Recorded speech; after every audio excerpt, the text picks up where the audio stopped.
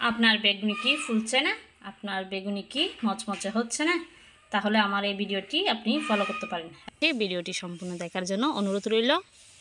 বেগুনি বানানোর জন্য এখানে একটি বেগুন নিয়ে সাইজ করে কেটে নিয়েছি, পাতলা পাতলা কেটে ভালোভাবে দিয়ে লবণ পানির মধ্যে ভিজিয়ে রেখেছি, যাতে আমি বেগুনি বানানোর পরে ভিতরে বেগুনটা খেতে ভালো লাগে।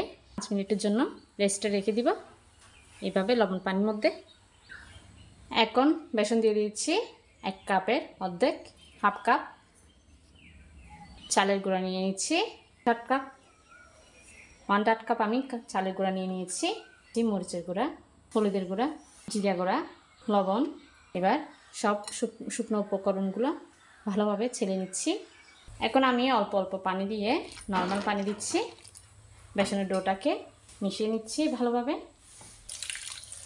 একসাথে কিন্তু বেশি পানি দিতে যাবে না, তাহলে কিন্তু বেসনের ডোটা পাতলা হয়ে যাবে। এখন ঘন করে বেসনের ব্যাটারটাকে রেডি করে নিয়েছি। আমি একটি আঙ্গুল চুবিয়ে দেখাচ্ছি, দেখতে পাচ্ছেন হাতের আঙ্গুলে গোল করে কোট হয়ে গিয়েছে, তাহলে বুঝতে পারবেন আমাদের বেসনের ব্যাটার কমপ্লিট। সব বেগুন পানি থেকে তুলে নিয়েছি। এবার এভাবে পানি ঝরতে রেখে দিব। বেগুনের গায়ে যদি পানি থাকে তাহলে বেসনটা ভালোভাবে লাগবে না বেগুনের গায়ে, সে কারণে ভালোভাবে পানি ঝরিয়ে নিতে হবে। এখন দিয়ে দিচ্ছি সামান্য বেকিং পাউডার। বেকিং পাউডার দিয়ে আবারও ভালোভাবে মিশিয়ে নিব। চুলায় পরিমাণ মতো তেল দিয়ে নিয়েছি। এখন বেগুন দিয়ে দিব। বেশি গরম থাকতে যদি বেগুনি দেন, বেগুনি উপর দিকে পুড়ে যাবে, ভিতরে হবে না। সেজন্য হালকা গরম থাকতে আপনারা বেগুনি অথবা পেঁয়াজু, আলুর চপ সব কিছু দিয়ে দিতে চেষ্টা করবেন।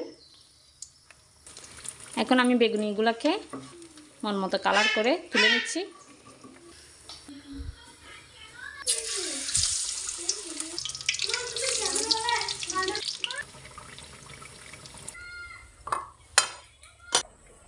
এখন আমাদের বেগুনি হয়ে গিয়েছে, দেখতে পাচ্ছেন।